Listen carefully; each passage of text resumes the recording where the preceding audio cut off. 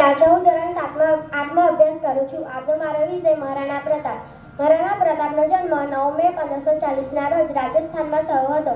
તેમની માતાનું નામ જયંતીબા અને તેમના પિતાનું નામ રાજા ઉદયસિંહ હતા, જે ઉદયપુરના રાજા હતા. મહારાણા પ્રતાપ બહાદુરી અને સ્વતંત્ર પ્રેમી હતા. મહારાણા પ્રતાપની બહાદુરીની કથા આજે પણ ભારતના ખૂણે ખૂણે પ્રાપ્ત છે. મહારાણા પ્રતાપ નાનપણથી જ તલવાર ચલાવવાનું શિક્ષણ આપવામાં આવ્યું હતું. નાનપણથી જ તેઓ બહાદુર, હિંમતવાન અને સ્વતંત્ર પ્રેમી હતા. મહારાણા પ્રતાપ જીવન પર્યંત મોગલો સાથે લડતા રહ્યા, પણ તેમની ક્યારેય હાર ન થઈ.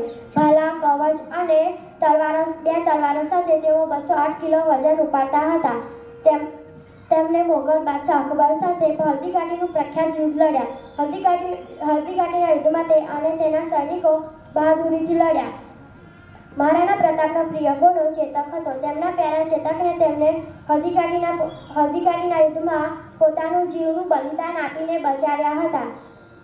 ભારતના આ બહાદુરનું 19 જાન્યુઆરી 1597ના રોજ તેમનું અવસાન થયું હતું.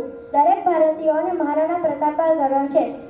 તેમની યાદમાં દર વર્ષે તેમનો જન્મ જયંતિ ઉજવવામાં આવે છે.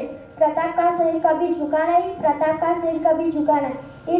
इस बात से अकबर भी शर्मिंदा था। मोगल कभी चैन से सो न सके, मोगल कभी चैन से सो न सके जब तक मेवाड़ी राजा महाराणा प्रताप जिंदा था। जय महाराणा प्रताप। अस्तु। जय हिंद, जय भारत।